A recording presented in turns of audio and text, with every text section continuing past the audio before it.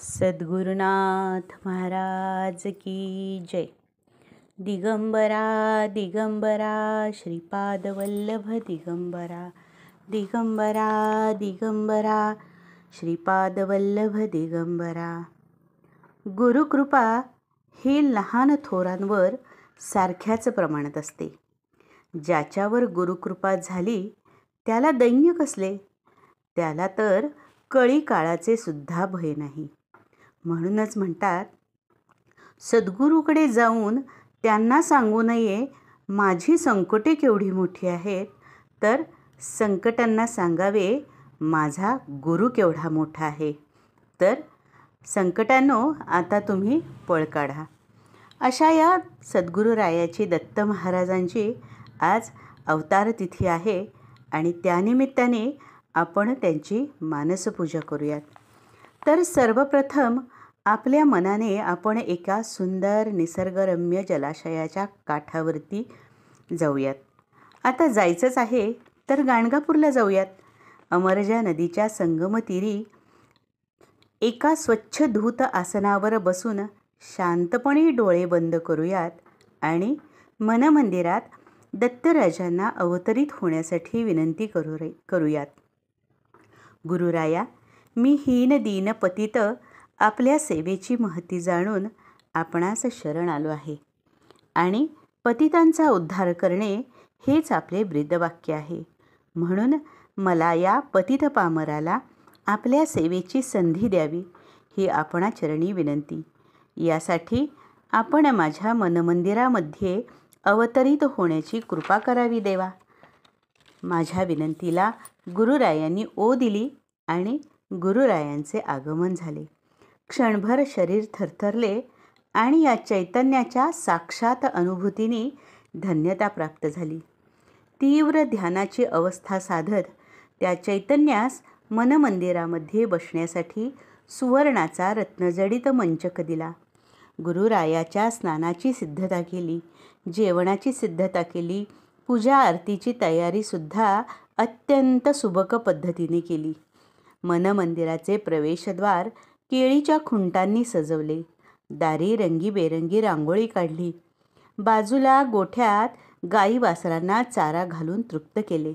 दत्त महाराजांचे श्वान म्हणजे जणू 4 वेद, त्यांनाही भाकर तुकडा देऊन तृप्त केले. आतमध्ये उंची गालीचे चौरंग मांडले. विविध रंगी सुगंधी फुलांच्या माळा बांधल्या. माझा गुरुराया प्रसन्न झाला पाहिजे. त्याने निर्माण केलेल्या या सृष्टीमध्ये माझ्यासारख्या भक्ताकडून सेवेची कोणतीही उणीव राहता कामा नये याचा पुरेपूर काळजी घेण्याचा प्रयत्न मी करीत आहे. चांदीच्या मोठाल्या घंगाळामधून गुलाबाच्या पाकळ्या मिश्रित कोमट जलाची सिद्धता केली आहे. सुगंधी उठणे मांडले आहे. आता चांदीच्या चौरंगावर बसण्याची दत्तराजांना विनंती करूयात. त्यांच्या मऊ मुलायम कायेवरती सुगंधी चमेलीच्या तेलाने मर्दन करूयात. चेहरा, हात, पाय, पाठ, पोट, माथ्यावरचा जटाभार सर्वत्र हळुवारपणे तेलाने मालिश करूयात. आता ते घंगाळामधील सुगंधी जल घेऊन गुरुरायाला स्नान घालूयात.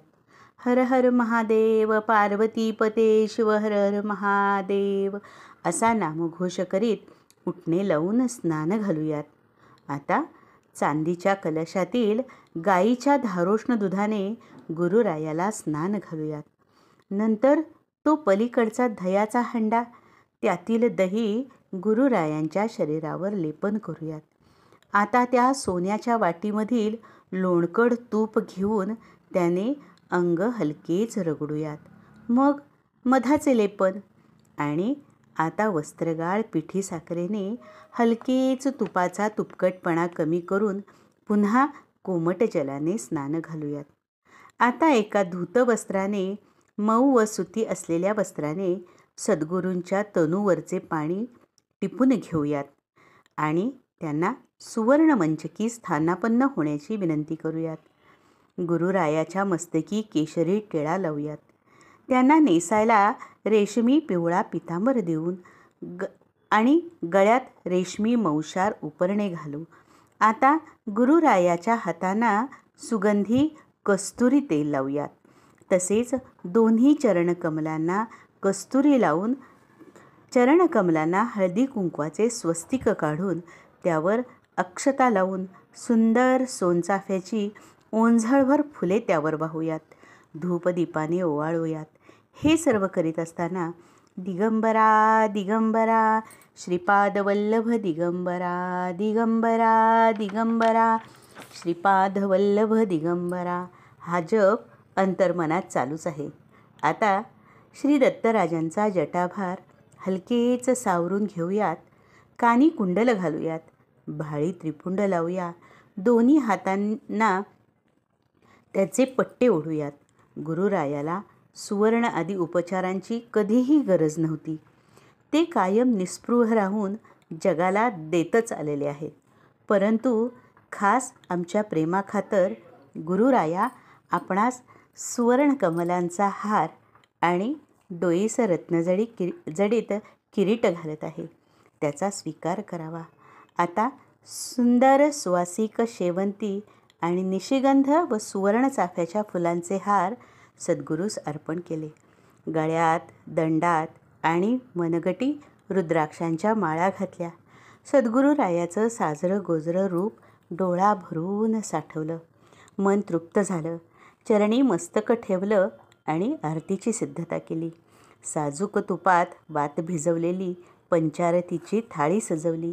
सुगंधी धूप लावला. कापूर आरती तयार केली आणि त्रिगुणात्मक त्रैमूर्ती दत्त हा जाणा, त्रिगुणी अवतार त्रैलोक्य राणा ही आरती केली. आता भोजनाची सिद्धता. सोनियाच्या ताटी लिंबू, कोशिंबीर, रायतं, कवठाची चटणी एका बाजूला तर दुसरीकडे घेवड्याची भाजी, भोपळ्याची भाजी, वाटीत दोडक्याचं वरण वाढलं. शेवयांची खीर, साखरी भात, पुरणपोळी, बासुंदी आणि खपली घोसडून त्यांची गूळ घालून केलेली गुरुरायाच्या आवडीची लापशी, सुगंधी आंबेमोहोर तांदूळाचा वरणभात असं ताट भरलं. कडेला सोन्याचं तांब्या भांडं पाणी भरून ठेवलं. रंगावली रेखली आणि गुरुरायांना जेवण करण्याची विनंती केली. गोविंद विडा मुखी घातला. तृप्त मनाने दत्तराजांनी आशीर्वाद दिला. तुझ्या या पूजेने मी प्रसन्न झालो आहे, तृप्त झालो आहे. तुझ्या घरी लक्ष्मीचा अखंड वास राहील. कोणालाही रोगाची बाधा होणार नाही. शतायुषी व्हाल. धनधान्याने घर भरून जे जन माझे चरित्र गायन करतील, ऐकतील, वाचतील त्यांना सुख ऐश्वर्याची प्राप्ती होईल. ते भवसागर तरून जातील असा माझा आशीर्वाद असेल. दिगंबरा दिगंबरा श्रीपादवल्लभ दिगंबरा. सद्गुरुनाथ महाराज की जय.